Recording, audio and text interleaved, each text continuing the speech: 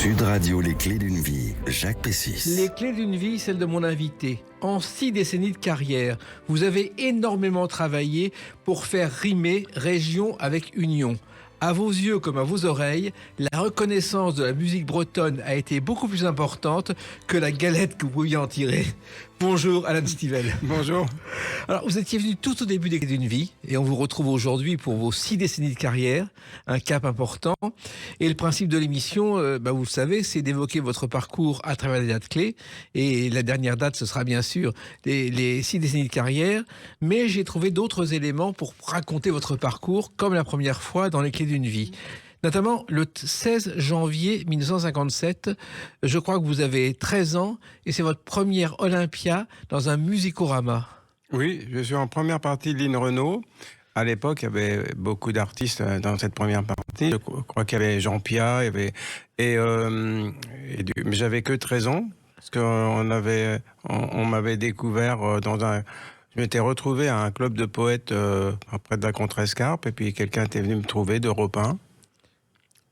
Et c'est comme ça que ça a commencé. Et d'ailleurs, quelques semaines auparavant, il y a une autre chanteuse totalement inconnue qui est passée dans ce musicorama, qui était Dalida. Ah oui, et c'est comme ça qu'elle a commencé aussi. Ah oui, oui, oui. Alors, il se trouve que vous produisez à l'époque sous votre vrai nom, Alain Cochevelou. C'est ça, Alain ou Alain de Cochevelou, quoi. Parce qu'effectivement, quand on parle de 60 ans de carrière, il y a aussi une pré-carrière, que vous avez évoqué, en fait, cette pré-carrière qui fait que dès 1953, je suis avec mon papa et il prend le bâton de pèlerin, mais en l'occurrence, c'est une harpe celtique qu'on essaie qu'on voudrait réinstaller en Bretagne, réinstaller dans le paysage musical breton. Et voilà, donc c'était surtout ça dans les années 50. Mais ma carrière professionnelle démarre à 60 ans. Voilà. En fait, vous êtes né, alors curieusement, en Auvergne, à Riom. Oui, comme je dis à certains, si vous avez vous êtes des parents qui ont été quelques mois en Allemagne et puis leur enfant est né en Allemagne, il aura quand même le droit de se dire français s'il en a envie, quoi. Et moi, c'est un peu pareil pour moi, pour la Bretagne. En fait, c'est le cas de Raymond DeVos, qui est né en Belgique, à la frontière, parce que son père travaillait là-bas, mais il est français quand même, parce que son père était français. À l'époque, la loi le permettait. Oui. C'est un peu cette notion d'identité, je ne sais pas si on va pouvoir le développer beaucoup, mais c'est pas forcément simple, parce que c'est quelque chose qui reste relativement ambigu, c'est multifonction, ce mot-là. Et votre famille, je crois, Alan Stivell, est originaire de Pontivy, dans le Morbihan. Oui, et Gourin. Et Gouin. Ce sont c'est vraiment le Morbihan, le cœur du Morbihan. Alors du coup, Pontivy, là, c'est vraiment, on ne peut pas faire plus centre-Bretagne. Et Gourin, c'est déjà on peut pas faire plus centre-ouest Bretagne, l'intérieur. C'est cette Bretagne intérieure en fait qui sont mes racines paternelles. Et je crois que la spécialité de Pontivy, c'est le tonkinois, qui est un entremets fait de meringues et de crème au chocolat. Ah oui, d'accord. Ah bon. C'est la première fois qu'on m'en parle. Alors du coup, je vais goûter ça. Je pense que ça doit être très bon. Alors, curieusement, votre père, au départ, il travaille au ministère des Finances. Ça n'a rien à voir avec l'harpe. Non, mais c'était quelqu'un qui était une sorte de polytechnicien curieux de tout. Je dis quelquefois que c'était un petit Léonard de Vinci, parce que vraiment, il touchait à tout, mais tout ce qu'il touchait, c'était quand même plutôt pas mal, quoi. Et dans tous les sens, il a exposé des peintures, il a fait des meubles pour la famille, mais comme un ébéniste. Et puis il a fait un seul violon, mais les luthiers étaient assez surpris de ce violon unique, qui était vraiment bien, guitare. Et puis donc il avait cette envie de faire renaître l'harpe celtique. En hobby, bien sûr, parce que c'était pas du tout son métier. Et je crois que tous les soirs, pendant 1 an, il a construit cette harpe celtique. Et ça pouvait d'autant être moins un métier qu'on ne construisait plus depuis 500 ans en Bretagne. Et donc, il s'agissait justement de faire renaître, quoi. Et donc, il ne pouvait pas bénéficier même de l'expérience de génération de luthiers qui auraient construit d'harpe celtique. Donc, il y a toute cette création-là qui m'a beaucoup parlé, puisque en fait moi-même j'ai été davantage dans la création, avec toujours derrière cette envie que les racines ne disparaissent pas. Et C'est de harpe celtique de votre père, Alan Stivell. C'était un rêve romantique. Et c'est très romantique dans le sens que ça a démarré avec le romantisme.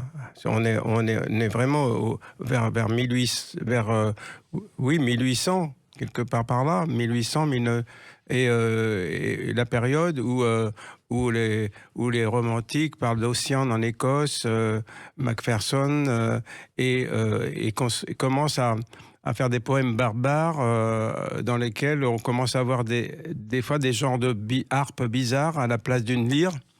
Et puis les poètes bretons employaient ce mot parce qu'effectivement, la harpe celtique était devenue une sorte c'était quelque chose une image poétique, mais qui avait quand même un souvenir d'une réalité quand c'était un instrument central dans le monde plutôt aristocratique. Alors on pourrait dire pan breton, voire briton, puisque finalement c'était commun des deux côtés du fleuve Manche, puisque pendant le Moyen-Âge, il y avait plus de rapports entre le pays de Galles et la Bretagne qu'avec la France. Et alors il se trouve que ça s'est passé pendant des soirées auxquelles vous avez assisté pendant un an. Vous avez vu cette harpe celtique se construire alors que vous étiez enfant. Oui, je vois. Alors du coup, ça devient comme ça devient le mystère. Le mystère est grand, puisque il est comme un animal qui va naître et qui naîtra le jour où la première corde sera posée, sera tendue, et pour moi, c'est un émerveillement. Et au départ, curieusement, plutôt, Alan Stivell, vous apprenez le piano grâce à votre mère. Oui, à mes parents, parce que les deux ont joué du piano. Et mon père jouait aussi du hautbois, de la flûte traversière. Donc il y avait ce milieu pour lequel la musique s'imposait, et donc plutôt la musique classique, disons. Et puis donc cette harpe celtique sonne le réveil en fait d'une forme de conscience celtique, parce que finalement il y a tout ce rattachement à tout un monde enseveli, puisqu'enseveli même y compris par l'école. Hein. Puisque à part une demi-page sur les Gaulois, on disait, et en plus, ce qui était mi-figue, mi-raisin, puisque on a quand même beaucoup appris par des gens qui étaient les ennemis des Gaulois. Et il se trouve aussi que donc votre premier concert, c'est justement à la Maison de la Bretagne à Paris, et ça marche tellement fort que on va commander des harpes celtiques à partir de ce jour-là. Oui, c'est-à-dire que c'est là où c'est le point de départ de la renaissance de l'harpe celtique, quelque chose qui est, comme je disais, qui était tout à fait utopique et qui se réalise par la séduction de cette espèce de Stradivarius qu'a construit mon père. En fait, c'est-à-dire que cette première harpe celtique est absolument merveilleuse et miraculeuse. Elle vient du ciel. C'est aussi bien son aspect visuel que le son, absolument paradisiaque. Et donc, moi, j'ai été séduit, mais après, tout le monde a été séduit. Et ça a continué, et je crois que, notamment en janvier 54 à l'UNESCO, il y a un Noël des Petits Bretons de Paris.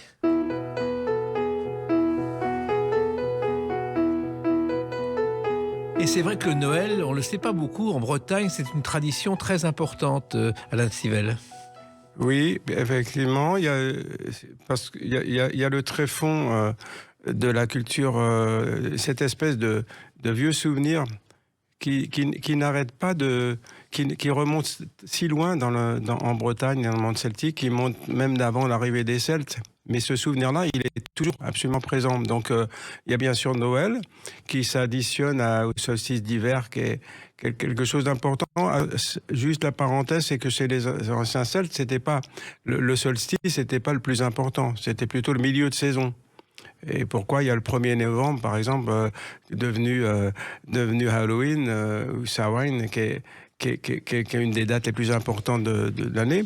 Mais le solstice restait important. Et puis, mais une fois de plus, il y a toujours une sorte de dualité dans le sentiment breton entre, par exemple, vous avez Sainte-Anne et vous avez Anne, tout court sans la sainte. Vous avez Anne, la déesse mère. Et vous avez les deux toujours à la fois. Et vous avez Noël et vous avez le solstice d'hiver. Mais les deux sont toujours là, Et présents. tout cela, vous avez commencé à l'apprendre très jeune, Alan Stivell. D'ailleurs, vos camarades à l'école étaient très surpris parce que vous étiez le seul à vous informer sur la session celtique, sur apprendre le breton dans le métro, enfin, la totale, quoi. Oui, oui, mais on me prenait pour un fou et j'étais un peu un fou, quoi. Mais j'étais juste à la limite de la folie. C'était une douce folie que j'ai toujours, d'ailleurs. Et je crois que vous avez appris aussi la bombarde et vous avez obtenu aussi un diplôme de cornemuse. Oui, oui, parce que donc l'arbre celtique, bon, je démarre donc en 53. Je me retrouve, comme vous disiez, je me retrouve à l'UNESCO, je me retrouve à l'Olympia, la cathédrale de Vannes, et donc il y avait j'étais presque semi-professionnel et préadolescent et adolescent et du coup, pardon, j'ai perdu un petit peu. La bombarde.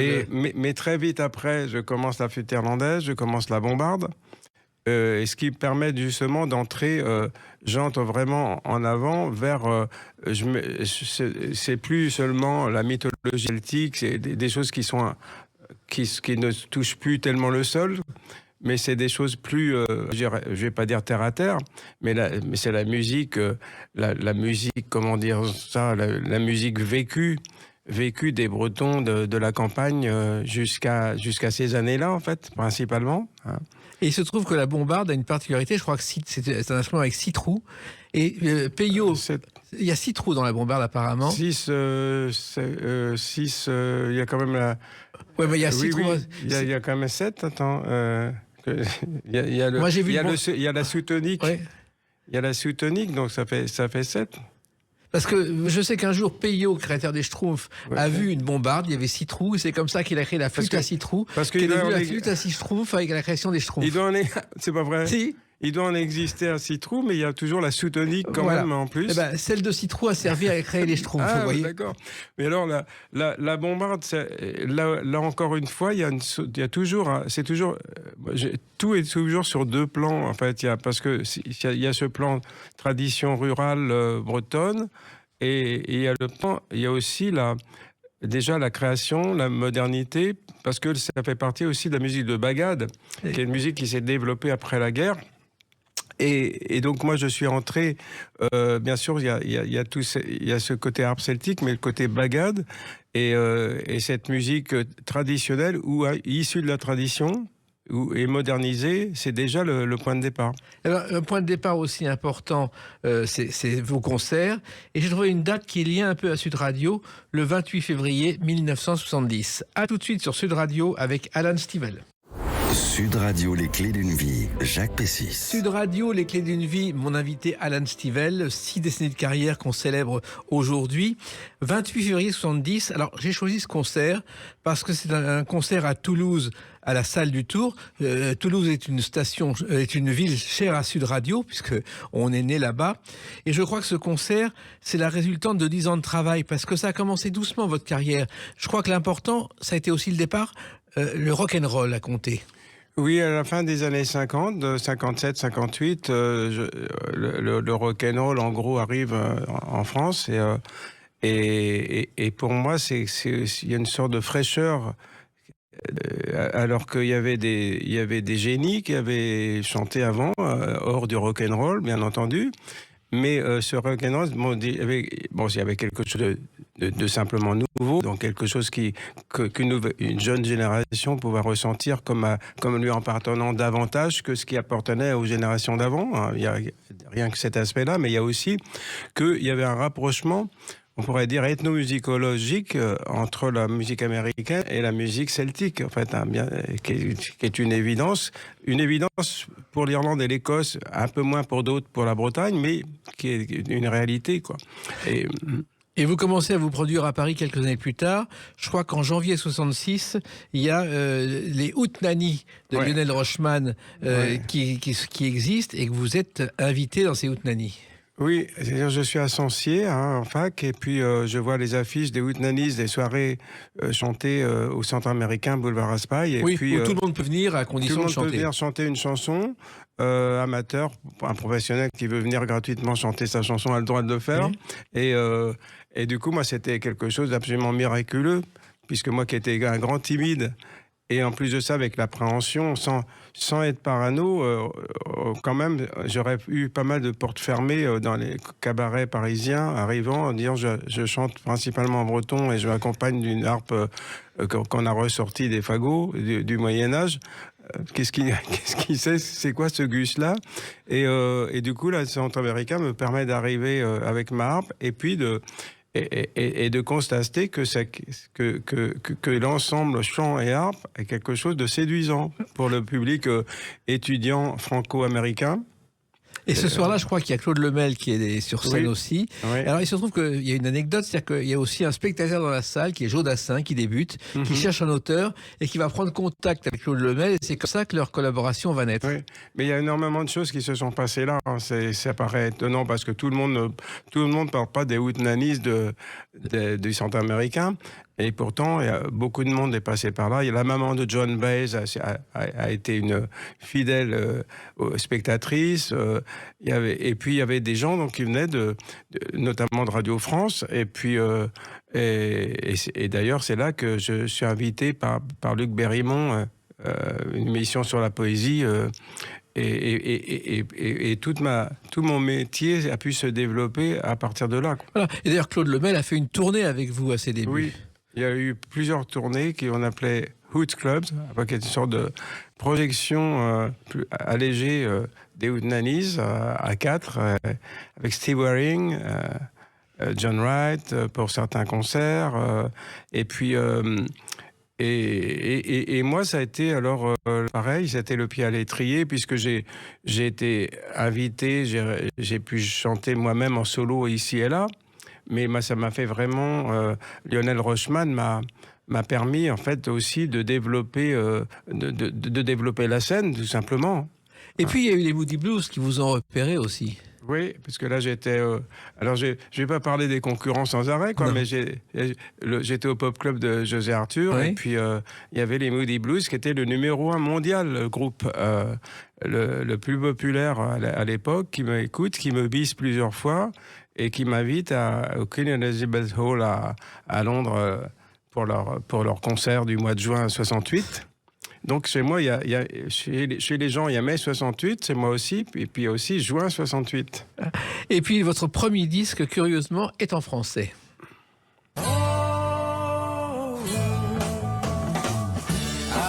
une fleur dans les cheveux, t'avais choisi de te Flower chercher. Power. C'est un collector, ça. Yes. Pourquoi cette chanson en français? Ah ben, de toute façon, j'ai jamais rejeté comme un ayatollah la langue française. Hein.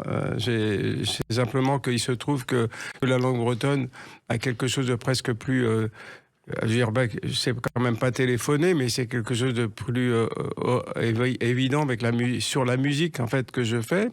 Mais en fait, ma langue maternelle est le français. Donc, ce serait de dire je vais casser tout ça et refuser de chanter en français, ça n'a pas de sens, quoi. Ça ne vous a pas empêché ensuite de chanter en breton. Je crois que le premier 45 tours que vous avez fait, mais bien avant, ça s'appelait Musique gaélique. Oui, c'est-à-dire que c'était autour de 1960, où j'avais donc déjà en 59 enregistré. Il y a eu donc des singles, des 45 tours, ou pas des super 45 tours. Il y a eu un 45 tours, ouais. Avec pas mal de titres d'ailleurs, musique gaélique. Un peu après, c'était encore un album de harpe celtique. Et tout ça, c'était avant ces fameux 60 ans dont on parle. Voilà. Et il se trouve en plus que votre père, je crois, avait collaboré à ses premiers disques en assurant les arrangements. Oui. Il y avait mon professeur Denise Mejvan qui avait assuré plusieurs arrangements, et mon père en écrivait également. Car il fallait trouver une maison de disques aussi. C'était pas évident au début qu'un chanteur breton puisse trouver une maison de disques dans les années 60, Alain Stivell. Donc là, dans cette préhistoire de ma carrière, en fait, il y avait notamment une maison à Quimper qui s'appelait Moes Brace qui a pu diffuser un certain nombre de disques, mais dans un milieu plus restreint, qui était adressé à un certain nombre de Bretons et un certain nombre de touristes. mais il y avait aussi un album, mais aussi pour des qui n'était pas non plus pour le grand public, qui a été sorti même chez Vogue, mais effectivement, il a fallu qu'il y ait ce photographe de Christian Fechner qui m'entend à la radio, sur Radio France, et puis Christian Fechner est convaincu, m'amène chez le Universal de l'époque, Philips, et tout démarre. Voilà. Et c'était à peu près en même temps qu'Antoine. Vous avez démarré à peu près avec Fechner, à peu près en même temps qu'Antoine et ses élucubrations. Oui. Puis j'ouvre la bouche en janvier 66 et j'ai mon contrat sous le bras à l'été 67. Oui, il a fallu du temps. Mais les succès sont venus et je crois que l'un de vos premiers succès, c'est Brocéliande son art.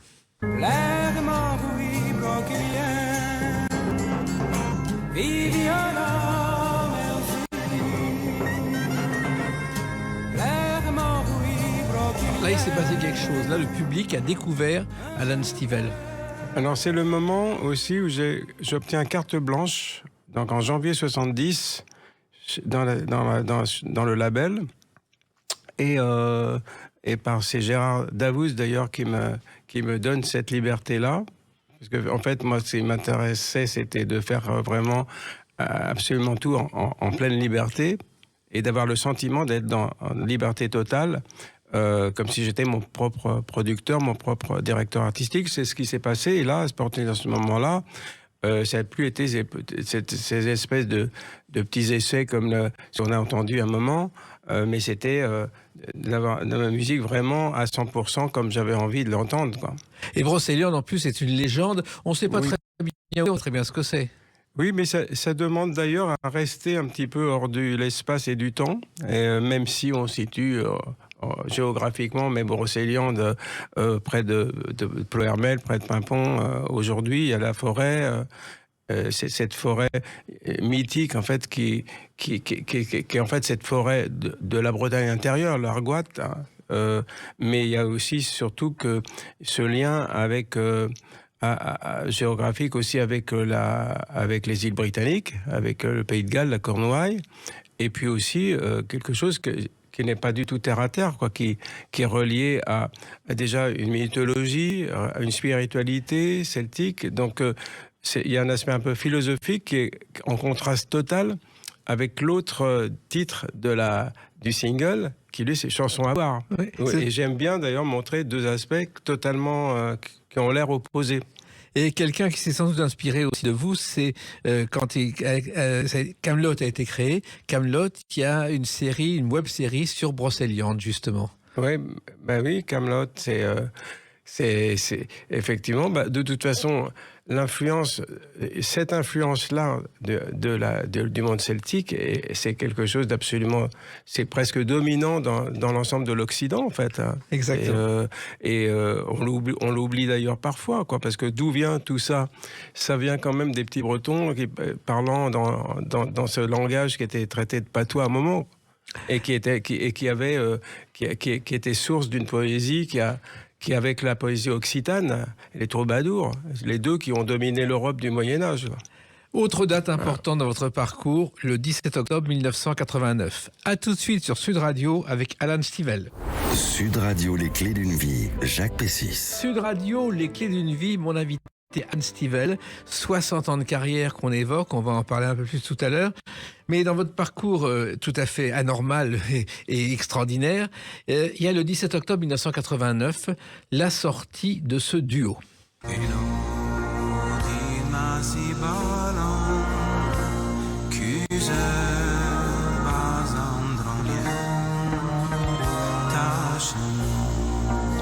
Kimiad avec Kate Bush. Et ça, c'est quand même un événement. Oui. J'ai écrit à Kate Bush un jour pour lui dire que j'adorais son art, son interprétation. Et puis, elle m'a dit par la suite qu'au moment où elle reçoit ma lettre, en fait, au même instant, elle était dans le studio en train de se demander comment elle allait me joindre pour son album Central World. Incroyable. Et donc voilà, j'ai été invité à jouer sur cet album. Et puis, et donc je demande, et alors, mais par la suite, est-ce qu'on ne ferait pas l'inverse? Et du coup, elle dit, ok, mais à ce moment-là, je veux absolument, je voudrais qu'on revoie ensemble la chanson Kimiad, qui était dans mon album Chemin de Terre. Et donc, elle a travaillé là-dessus, mais je dis, oui, mais moi, ce qui m'intéresse, c'est mon nouvel album et un nouveau titre, quoi. Et c'était La Dame du Lac, qui parle encore une fois, du mythe, du cycle arthurien. Et puis celui-là, il y a eu une maquette, ça n'a jamais pu sortir. Parce que là, en fait, la maison de disques a dit, OK, le jour où il y a eu mon album Again, alors là, en 93, et ce qui a aussi participé au succès, un peu à cette deuxième vague, cette nouvelle vague de la musique celtique, le deuxième dans la grande vague, en fait. Il se trouve qu'en plus, Kate Bush, c'était la première femme auteur, compositeur, interprète en Angleterre à atteindre les sommets du hit-parade. Oui. Et elle a été décorée par la reine Elisabeth en 2013. Elle a été commandeur de l'ordre de l'Empire britannique, qui est la Légion d'honneur anglaise. C'est la plus grande artiste. Pour moi, c'était après britannique, après les Beatles, quoi. Alors, il se trouve que ces années 70 ont été marquées par des concerts mythiques, car vous n'avez pas arrêté. Moi, je me souviens du Bobino 73 auquel j'ai assisté. À la fin, dans la salle, vous descendiez et vous entraîniez le public à danser avec lui. Oui, j'ai commencé à le faire. J'avais des tournées qui étaient un peu partout, hein, même je me rappelle encore à Bruxelles, en Allemagne, en Écosse, Édimbourg. Et à la fin du concert, les gens ne voulaient plus nous lâcher. Et du coup, l'envie que j'ai eue, c'est, moi, j'en pouvais plus. C'était, je voyais les gens danser dans la salle, je descends, je saute de scène, je danse avec eux, mais j'ai toujours ma cornemuse. Et je continue donc je saute avec ma cornemuse, je continue à jouer dans ma cornemuse, et après j'entraîne les gens dans la rue. Et on se retrouve, notamment, je me vois encore à Bruxelles, on se retrouve à 1000 personnes à 1 kilomètre de la salle. Et ça s'est fait à pas mal d'endroits. Et c'était spontané, c'était totalement improvisé. Oui. Et il se trouve qu'à chaque fois, c'est un succès. Il y a eu quand même des festivals incroyables. Il y a un festival à Reading, en Angleterre, où vous êtes quand même avec Rod Stewart et Genesis. Oui. C'est pas n'importe qui. Pas mal de fois, je me retrouvais avec... coude à coude avec des stars importantes, avec des stars françaises déjà, me retrouver quand je retrouve des photos, je suis avec où on célèbre nos disques d'or avec Hallyday, Sardou, Lama, tous ces gens-là. C'est évidemment quelque chose qui peut surprendre, parce que c'est savoir comment, malgré tout, quand même un projet de musique alternative qui devient en fait populaire, mais qui reste alternative, mais qui par contre partage les disques d'or avec les plus grandes stars de l'époque. Et il y a une grande star aussi, alors la photo est mythique devant l'hôtel de ville, je crois, de Lorient, où John Baez danse la gavotte avec vous pieds nus. Oui, alors là on commence là au pot, à l'intérieur de la mairie, où on célèbre John Baez qui va chanter le soir, et puis là, on s'est retrouvés, là c'était après mon concert ou après le sien, une autre fois, je me souviens plus très bien, mais danser dans la rue, elle dansait les pieds nus, et ça l'a énormément touché, ce lien justement particulier des danses bretonnes où tout le monde se prend par la main. C'est vrai que ça c'était nouveau. Danser dans un concert, chacun d'une manière individuelle, mais simplement tout le monde se prend dans la main, c'est autre chose, quoi. Oui, parce qu'en plus, il y a la gavotte française et la gavotte bretonne, et c'est pas la même chose, je crois. Déjà, il y a déjà plusieurs gavottes en Bretagne, puisque si vous êtes dans la montagne, vous êtes à plus de 200 mètres d'altitude, et où vous êtes sur la côte, c'est tout à fait différent. C'est beaucoup plus rythmique, presque rock'n'roll quand vous êtes à l'intérieur, parce qu'il faut se réchauffer, j'imagine.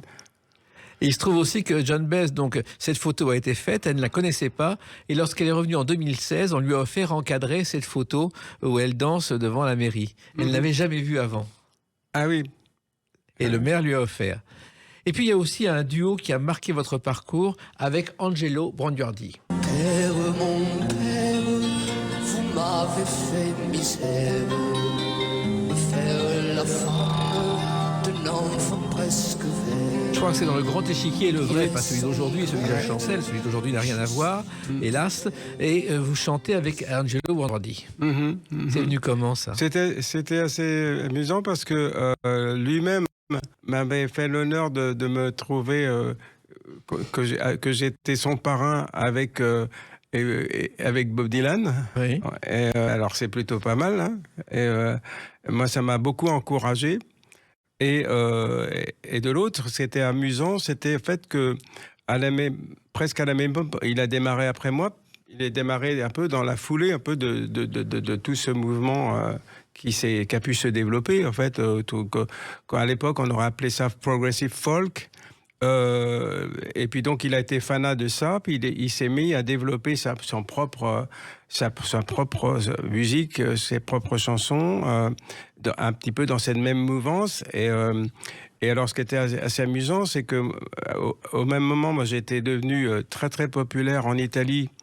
Alors, c'était grâce aux radios libres, en fait, puisque j'ai été pris presque comme pour les jeunes Italiens, comme le leader d'une contre-culture, en fait. Et alors, au même moment, en Bretagne, il y avait quelques maoïstes qui avaient tendance à vouloir me considérer que j'étais un sale récupéré par le showbiz et le capitalisme. Mais au même moment, Angelo Branduardi arrive en Bretagne comme un héros qui, lui est pur, et moi j'étais impur. Mais c'était drôle, c'était l'inverse en Italie. C'était moi le pur et Branduardi l'impur. Oui, car il a toujours fait ce qu'il voulait, sans concession. D'ailleurs, on le considère, Branduardi, comme l'un des derniers troubadours de l'histoire de la chanson. Il se trouve aussi que ce côté nature que vous évoquez, vous l'avez vécu puisque vous avez un jour décidé de vous installer à Langonnet, qui est vraiment la terre familiale. À Langonnet, qui est la région, effectivement, c'était le besoin de réenracinement concret, en fait, puisque le fait est que je faisais partie de la diaspora bretonne de Paris. Et donc, je venais le plus souvent possible en Bretagne, mais je n'avais pas de maison là-bas. Donc, ça a été les premiers cachets qui m'ont permis d'enfin habiter là. Et j'avais vraiment un besoin viscéral, en fait, d'aller vivre dans le lieu d'origine de ma famille. Et vous en avez même fait une chanson. Ma vie jeune m'edescolio, mi j'escrivais te lisais, vite conto ma obogno, à ma brasse. À l'image justement de votre région. Et curieusement, alors que vous découvrez les ordinateurs à cette époque-là, c'est un disque fait avec des instruments anciens. Oui, c'était oui, parce qu'il y avait aussi il y a toujours eu plusieurs aspects, en fait. Il y avait quand même que j'ai beaucoup, quand je fais la fête en musique, j'aime la faire. Et donc ce côté plus fédérateur est là, plus directement compréhensible, mais j'ai aussi envie de passer à autre chose. Quand je disais Brocéliande, c'est autre chose, mais c'est de dire à tous ces musiciens qui ont démarré, certains qui n'étaient pas musiciens 3 mois avant, qui sont devenus musiciens et qui sont montés sur des scènes pour jouer de la musique plus ou moins bretonne, tout ça. Et c'est de dire, mais attention, il y a quand même... moi, je suis pas feignant, j'ai fait des années de formation, tout ça, et puis il y a besoin quand même... Il y avait besoin d'un peu de pédagogie, et c'est pour ça que je repassais... C'était presque au cap départ. C'est un album purement acoustique qui pouvait étonner certains, puisque c'était juste après 2 albums très, très, très, très électriques. Et donc, c'est effectivement le côté retour. Je venais d'arriver dans cette maison, de cette ferme à Langonnet, sans téléphone pendant un an. Et j'ai enregistré cet album en hommage à ce lieu, à cet endroit qui reste toujours dans mon cœur, quoi. Et il y a un autre album aussi avec une chanson qui, elle aussi, a marqué votre époque.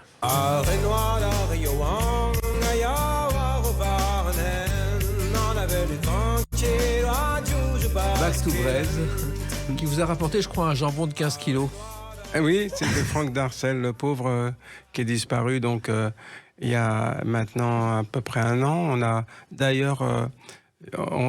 on sort un album en hommage, et je ne sais pas s'il annonce déjà ce duo avec Étienne Dao, qu'on fait dans cet album en hommage à Franck Darcel. Et il a été le réalisateur de cet album Back to Brace. Et pour moi, c'était incontournable aussi que le passage à l'an 2000, pour moi, devait être marqué par un retour à la Bretagne. Et c'est pour ça qu'il y a eu cet album. Et puis, le retour à la Bretagne aussi, de jeunes artistes l'ont fait, et cette chanson en est le symbole.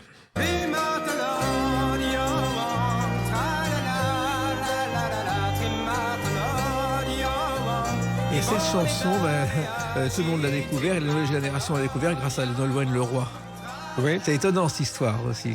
Oui, mais c'est une chanson que moi, elle a été plébiscitée par le public, pas par moi-même. Hein. Et du coup, elle faisait partie de mon album, sans plus. Et puis, donc, le public l'a pris vraiment en compte. Et donc, après, quand c'est devenu incontournable aussi que Nolwenn Leroy faisait un album bretonne, je la chante, c'était évident, quoi. Et c'était évident, mais je lui rends hommage. Je pense que elle disait elle-même que ça faisait partie de sa bande-son. Donc, elle rendait hommage à sa bande-son. Et puis, du coup, elle rendait hommage aussi, bien sûr, à la Bretagne, ce qui est toujours bon pour un Breton. Oui, et puis en plus, elle a ouvert la voie à une nouvelle génération de fans d'Alan Stivell. Alors, du coup, effectivement, à chaque fois qu'il y a... Elle a drivé un peu, elle a été un peu la locomotive d'une nouvelle vague, en fait, du début des années 2010. Et d'une certaine manière, ça donne de l'espoir, parce qu'en fait, tous les 10-20 ans, il y a toujours quelque chose qui se passe du côté, pas de Tennessee, mais du côté de Perros-Guirec et de Plougastel. Ben justement, ce qui se passe en ce moment, ce sont ces 6 décennies qu'on va évoquer à travers la date du 31 mai 2026. À tout de suite sur Sud Radio avec Alan Stivell. Sud Radio, les clés d'une vie, Jacques Pessis. Sud Radio, les clés d'une vie, mon invité Alan Stivell. On a évoqué votre longue carrière et on continue puisque le 31 mai 2026, vous revenez à l'Olympia avec un spectacle pour vos 60 ans de carrière. C'est-à-dire, vous avez décidé de fêter vraiment à l'Olympia, toute la France, ces 6 décennies. C'est pas tous les jours qu'on fête ses 60 ans. Hein, en même temps, ça me parlait aussi de faire connaître aussi au public, au jeune public, ce qu'a été pour moi 1966. Et d'ailleurs, c'est pour ça qu'on va peut-être en parler, mais que j'ai voulu enregistrer un single où je reprends une chanson que j'avais connue par Marianne Faithfull en 66. Et donc cette chanson-là marque un petit peu ça. C'est 1966 et 2026 réunis. Voilà, ben on va l'écouter justement. The first time ever I saw your face, I thought the sun was in your eyes. Là, c'est à la fois une balade anglaise et le côté breton, avec Marianne Faithfull qui a été l'égérie des Rolling Stones pendant une période. Oui, c'est-à-dire que j'ai repris quelques chansons, au moins 2 ou 3 dans mes albums, une chanson connue par elle dans un album folk qu'elle avait sorti à l'époque. Mais celle-là qui m'a toujours beaucoup hanté, je l'ai jamais interprétée, c'est la première fois. Ouais. Et donc vous l'interpréterez à l'Olympia et dans toute la tournée que vous faites en France et ailleurs. En solo complet, puisque j'ai pris, elle est décédée il y a 1 an, après j'ai pris ma harpe, j'ai pris ma voix, mon micro, et j'ai commencé à enregistrer ça en solo. Alors il se trouve qu'en 60 ans, vous avez fait beaucoup avancer la cause bretonne, ce qui n'était pas évident au départ, Alan Stivell. Ben non, parce que si on revient aux années 50, l'image de la Bretagne, c'était assez désastreux. C'est-à-dire que des fois, les gens se moquaient des provinciaux. Et en fait, les Bretons étaient, pour un certain nombre de gens, étaient comme la caricature du provincial. C'est considéré comme le plus arriéré des ploucs. Et on sait pas pourquoi, comment d'ailleurs. c'était. Après, on peut aller chercher des raisons. Bécassine, la par raison, exemple, c'est que les Bretons étaient peut-être pris comme les derniers des Gaulois. Oui. Et alors qu'il y a même un petit peu de vrai, puisqu'après tout, la langue la plus proche du gaulois, c'est le breton. Hein. Et donc, mais le malheur, c'est qu'en fait, l'école avait diffusé des images des Gaulois comme étant plus ou moins les derniers hommes préhistoriques. Et donc, les Bretons associés à des hommes préhistoriques. Et voilà un petit peu une des raisons qui font qu'il y avait cette espèce de mépris qui existe à l'époque. Mais il y a aussi une énorme énergie que vous avez donnée pour parvenir à ce résultat. Oui, alors effectivement, parce que quand on aime, hein, on compte pas. Je vais pas employer ces expressions là, éculées un peu, mais c'est vrai. C'est vraiment vrai que j'ai une telle passion qu'en fait la passion a été communicative. Alors il se trouve que vous avez été récompensé, je crois que vous avez notamment été décoré comme breton de l'année. Vous avez reçu le collier de l'ordre d'Hermine à Vannes. Ce sont des récompenses officielles de la Bretagne. Ouais, même je suis commandeur des arts et lettres. Oui. Alors là, c'est même de la France. Hein. Et finalement, c'est sympa de la part de la France, en fait. Et d'ailleurs, il y avait un rattrapage à faire. Mais quand on voit par exemple la fête de Saint-Patrick qui n'intéressait personne, depuis que vous êtes intervenu, je crois, à Bercy un jour, elle fait le plein chaque année. Oui, le plein de spectateurs. Le plein de spectateurs, c'est chaque fois qu'il y a une fête de Saint-Patrick à Bercy, c'est archi bourré. Mais ce qui est fou, c'est justement, tout à l'heure, on parlait par exemple de ce dédain qui a existé vis-à-vis de la Bretagne, de la culture bretonne, de la musique bretonne, tout ça. Et finalement, le juste retour des choses, c'est que la presque mode de la Saint-Patrick, par exemple, comment elle a démarré par des responsables du Festival interceltique de Lorient. Ça a aussi été entraîné par la visite quand c'était l'année de l'Irlande en France, avec la visite de la présidente irlandaise. Il y a un certain nombre d'aspects qui font que l'Irlande, et moi j'ai toujours d'ailleurs poussé à qu'on comprenne bien que la Bretagne, que la mer qui sépare la Bretagne des îles britanniques, des îles celto-britanniques, est juste un fleuve, et que la Bretagne, elle est un petit peu entre les deux, quoi. Entre ces deux mondes. Et il se trouve aussi qu'il y a eu d'autres manifestations. Moi, je me souviens du Tour de France qui démarre à Brest, je crois, en juillet 2008. Oui. Et c'est vous qui présidez aux festivités d'ouverture de la première étape. Oui, mais il y a un lien de toute façon entre la musique, la mer, et sachant que le monde celtique, c'est une thalassocratie, en fait. Hein, c'est un monde d'archipel.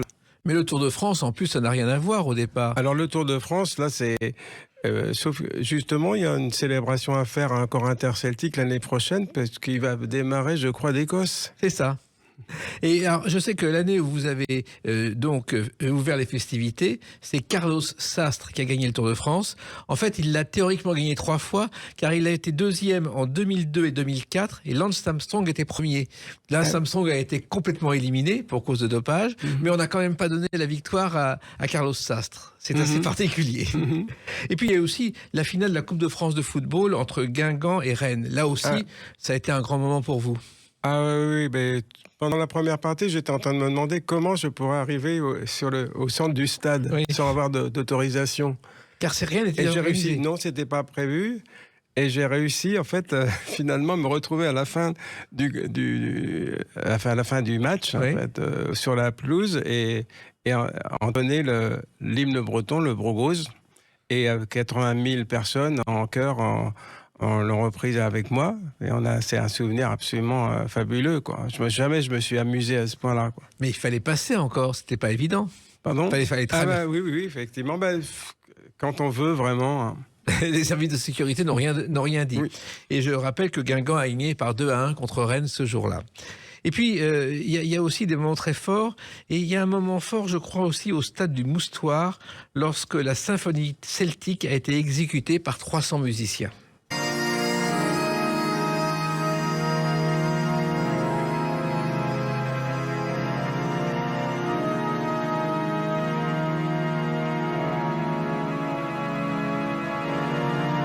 Cette symphonie celtique, c'est un rêve. Je crois que ça dure 1h30 l'enregistrement. C'est quelque chose de totalement fou, Alain Stivell. Pour moi, il y avait une forme d'aboutissement d'un vieux rêve et qui réunissait en fait tous les aspects de mes rêves artistiques et musicaux, puisqu'il y avait toute cette formation au départ qui était plutôt classique. Il y avait toute cette ouverture sur les musiques du monde qui est aussi présente, même pas seulement par la musique, mais même par la diversité des langues. Mais il y a aussi la diversité des influences en dehors de la musique classique et de la musique celtique, même si la musique celtique reste toujours au centre, bien sûr. Il y a des influences de de beaucoup de cultures du monde. Et bien sûr, évidemment, le rock est présent sous des formes vraiment rock ou plus jazz rock par moment. Il y a même un petit peu de premières influences électro. Donc voilà, c'est vraiment un tour d'horizon total, quoi. En même temps, c'est quelque chose de fou parce qu'il faut des mois et des mois de travail pour créer 1h30 de musique. Oui, là, c'était depuis des années, en fait. J'avais commencé à écrire les premiers rudiments quand j'avais 14 ans. Donc, j'avais plein de choses qui étaient d'ailleurs, beaucoup étaient dans la tête, mais quand toutes les expériences que j'ai pu avoir d'écriture m'ont permis. Et puis, sachant que là, je suis en train sur scène, je présente plusieurs extraits de ma symphonie celtique 2.0, c'est-à-dire nouvelle version que je vais enregistrer tout à fait au tournant de l'année 26-27 et dont je donne des extraits sur scène déjà actuellement. Alors, la harpe celtique, j'y reviens parce qu'on a entendu parler de celle de votre père, mais il y en a une autre depuis. Vous avez fait des plans et je crois qu'il y a même eu plusieurs harpes celtiques, dont une en cristal, en plexiglas, que vous avez totalement imaginé. Oui, j'ai rêvé aussi de cette harpe transparente parce que c'était presque... c'est l'harpe, comment dire ça, excessive presque, dans le sens que l'harpe déjà évole les cordes, on a quelque chose de très très aérien, et ces cordes qui sont dans l'espace, et finalement le corps en bois, à la limite, c'est presque trop concret. Donc la transparence, cette espèce de cristal, pour moi, il fallait que j'ai cette harpe-là. Mais il a fallu la concevoir, la créer. Alors, il a fallu dessiner. Je dessinais des harpes électriques quand j'avais 14 ans, en 58, parce que j'étais jaloux des guitaristes. Et donc, après, il a fallu que je rencontre Léo Goaz, qui est un luthier d'origine néerlandaise qui m'a construit, qui a relevé le défi, parce que c'était un défi incroyable. C'était ce prototype. J'ai toujours travaillé que sur des prototypes. Et après la mort de mon père, ce sont été mes prototypes dont j'ai fait les croquis. Mais après, il fallait trouver quelqu'un qui veuille bien passer beaucoup de temps sur un seul instrument qui ne sera jamais en série. Et ça a été le cas de Léo Goaz, qui a pu construire notamment cette harpe-là. Là, c'était en 87. Et avec énormément d'innovation, parce que c'est intéressant, la musique, elle peut évoluer aussi parce que, tout simplement par de nouveaux instruments. C'est le cas d'ailleurs pour reciter la chanson tout à l'heure, The First Time I Ever Saw Your Face, c'est que pour la première fois au monde, il y a utilisation de harpe MIDI. C'est-à-dire que la harpe qui contrôle des sons, qui pilote des sons autres que la harpe. Et ça, c'était un rêve depuis le début de l'ère de la technique MIDI, depuis le milieu des années 80, et qui est donc présent dans ce single. Il y a aussi d'autres morceaux, parce que vous avez aussi innové, voici 1 an ou 2, avec une tournée dans les églises, et cœur et âme. My love, through the dark, the end of the skies. Là aussi, c'est particulier parce que vous jouez aussi bien sur une scène devant 40 000 spectateurs que dans une église pour le plaisir. Oui, c'est toujours pour le plaisir. C'est deux aspects qui sont pour moi indispensables. En fait, le fait de l'euphorie qu'on peut ressentir devant des dizaines de milliers de personnes est quand même très particulière. Si on a besoin d'encouragement, on peut dire qu'on l'a, quoi. Cet encouragement, même encore à Paimpol cet été, festival de chant de marin, mais d'avoir aussi cette rencontre tellement plus intime avec un public qui est tout près de soi, qui est pas trop nombreux, où il y a cette espèce, on se retrouve en famille, mais dans laquelle on va célébrer encore une sorte de messe à partir en surfant sur la beauté excessive encore du son de cet instrument. Et puis la voix, elle a juste à se faire petite et essayer de glisser sur les cordes. Alors l'avenir maintenant, donc c'est cette tournée, c'est Olympia le 31 mai, et puis d'autres choses, parce que vous n'allez pas vous arrêter là, Alan Stivell. Je ne vais pas m'arrêter sur les 60 ans. Maintenant, je vais peut-être pas faire encore 60 ans. Hein, On sait jamais. J'ai quelques... j'ai quelques petits projets encore à faire, bon, espérons. Mais surtout, il a envie de continuer. Oui, effectivement, l'envie de continuer, je crois que le moteur principal, c'est qu'on trouve que c'est jamais... Moi-même, je trouve que c'est jamais assez bien. Et donc déjà, simplement essayer de faire mieux, ça, c'est ça le moteur. Vous avez encore du travail parce que c'est déjà tellement bien que on ne sait pas ce que ça peut devenir, mais ce sera pire dans le mieux, si j'ose dire. Donc l'Olympia 31 mai, d'autres dates sur Internet avec une tournée, ce nouveau single et puis des projets pour l'avenir. Oui. Eh ben c'est parfait, vous reviendrez en parler dans Les Clés d'une Vie. Ah oui, avec plaisir. Merci. Merci Alan Stivell, Les Clés d'une Vie c'est terminé pour aujourd'hui. On se retrouve bientôt, restez fidèles à l'écoute de Sud Radio.